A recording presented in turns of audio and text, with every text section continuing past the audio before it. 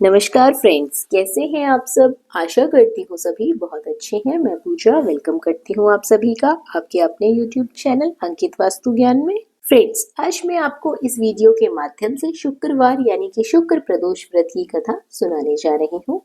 इस व्रत में भगवान शिव और माता पार्वती के साथ उनके पूरे परिवार की पूजा करने का विशेष रूप से विधान है, तभी व्रत सफल माना जाता है। ये व्रत संतान प्राप्ति के लिए भी बहुत उपयोगी माना जाता है। प्रदोष व्रत शुक्रवार को पड़ता है तो ये शुक्र प्रदोष व्रत कहलाता है।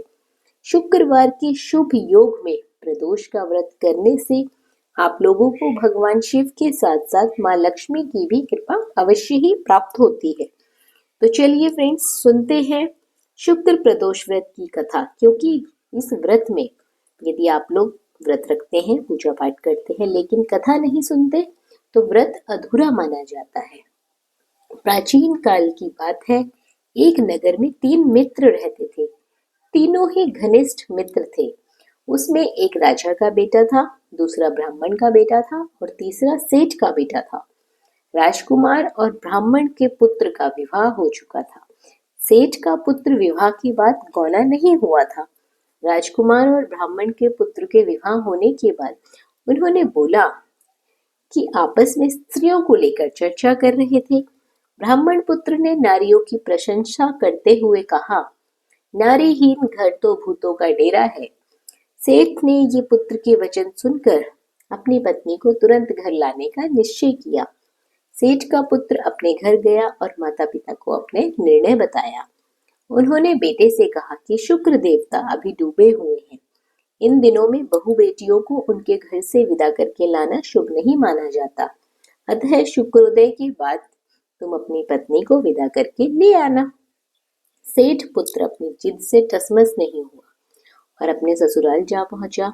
सास ससुर को उसके इरादे का पता चला तो उन्होंने उसको समझाने की कोशिश की, लेकिन वो बिल्कुल भी नहीं माना। अतः उन्होंने विवश होकर अपनी कन्या को विदा कर दिया। ससुराल से विदा होकर पति पत्नी नगर से बाहर निकले तो बैलगाड़ी के पहिया टूट गया। एक बैल की टांग भी टूट गई। पत्नी को काफी चोट आई। साथ ही सेठ पुत्र ने आगे चलने का प्रयत्न किया। तब उन लोगों की मुलाकात डाकुओं से हो गई और वे डाकू उनका धन धान्य लूट कर ले गए। सेठ का पुत्र पत्नी सहित रोता पीटता अपने घर पहुंचा। घर पहुंचते ही उसे सांप ने डस लिया। उसके पिता ने वैद्यों को बुलाया। उन्होंने देखने के बाद घोषणा की कि आपका पुत्र 3 दिन में मर जाएगा। उसी समय इस घटना का पता ब्राह्मण पुत्र को लगा। उसने सेठ से कहा कि आप अपने लड़के को पत्नी सहित बहू के घर वापस भेज दो। ये सारी बाधाएं इस कारण आई है कि आपका बेटा शुक्रास्त में अपनी पत्नी को विदा करके ले आया है। यदि वह वहां पहुंच जाएगा तो बच जाएगा। सेठ को ब्राह्मण पुत्र की बात जच गई और अपने पुत्र वधू को पुत्र के साथ वापस लौटा दिया। वहां पहुंचते ही सेठ और पुत्र की हालत बिल्कुल ठीक हो गई। तत्पश्चात उन्होंने शेष जीवन सुख में बिताया और मृत्यु के बाद स्वर्गलोक की प्राप्ति हुई। तो फ्रेंड्स, ये थी कथा शुक्र प्रदोष व्रत की। आशा करती हूँ आप सभी को ये कथा जरूर पसंद आई होगी। इसी के साथ यदि आपको व्रत त्योहारों से कथा कहानियां जानकारी अच्छी लगती हैं तो चैनल को सब्सक्राइब अवश्य कर लीजिए।